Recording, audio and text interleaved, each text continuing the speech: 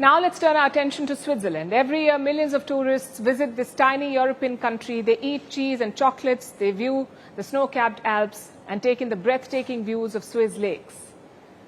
But little do they know that what lies beneath these pristine waters is a pile of munitions. Thousands of tons of munitions, including explosives. So now Switzerland wants to clean up these lakes. They're asking for ideas from the public and offering thousands of dollars as prize money for the best idea. But why are Swiss lakes filled with munitions in the first place? How dangerous is this? And how much will the actual salvage operation cost? Here's a report.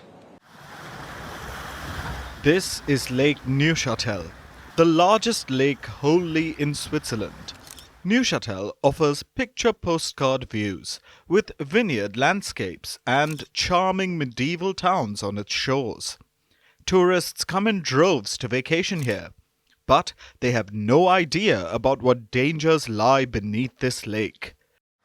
Lake Neuchâtel contains all kinds of munitions, including dangerous explosives, about 4,500 tons of them. And these munitions are just 6 or 7 meters below the surface. How did they get here, you ask?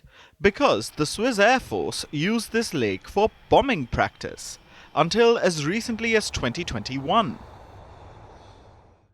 And this is not an isolated case. Switzerland has about 1,500 lakes.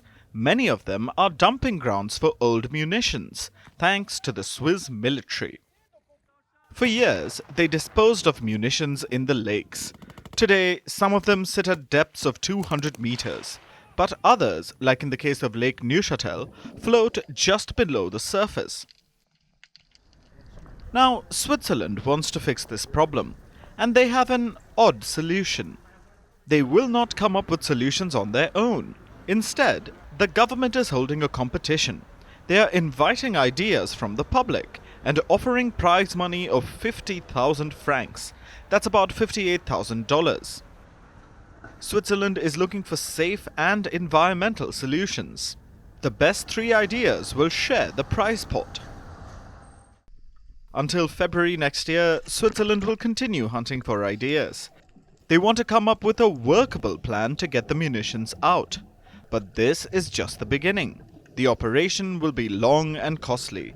It's expected to cost billions. It'll also be complicated, and here's why. For decades, geologists thought the practice was safe, so the army dumped munitions underwater. This means different kinds of munitions now lie in different lakes, some of which were outdated, faulty, or surplus. But in many cases, the army did not remove the fuses before dumping the munition.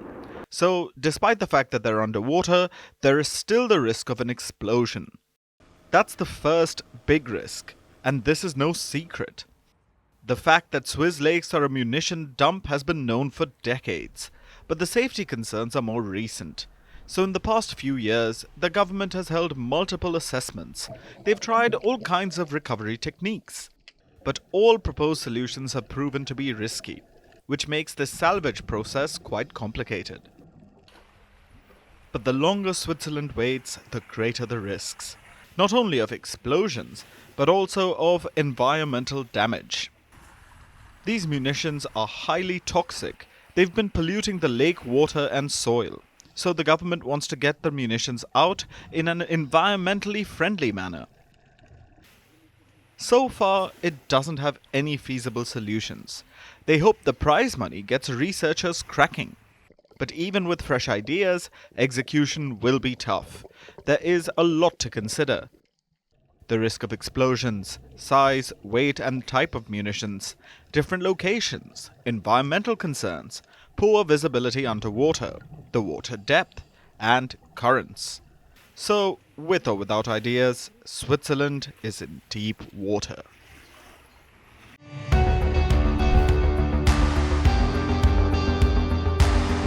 Across continents, one powerful news source. Bringing you diverse perspectives on the issues that matter.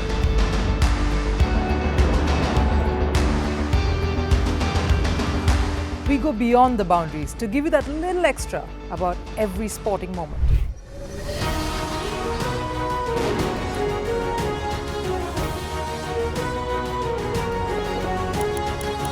So thank you for making Firstpost 5 million strong. We're counting on your support, and you can trust us to bring you the news unfiltered and unvarnished.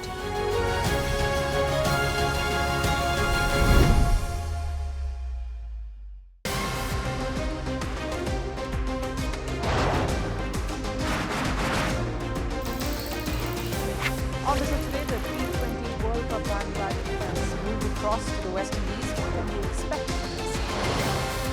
Hello, I'm Alison Green, coming to you from Durban, South Africa. Today we have a special show. Start with a report on India's shifting nuclear posture. The first time since India officially became a nuclear power. Hello and welcome to Firstpost America. I'm Aaron Ham, coming to you live from the nation's capital, Washington, D.C.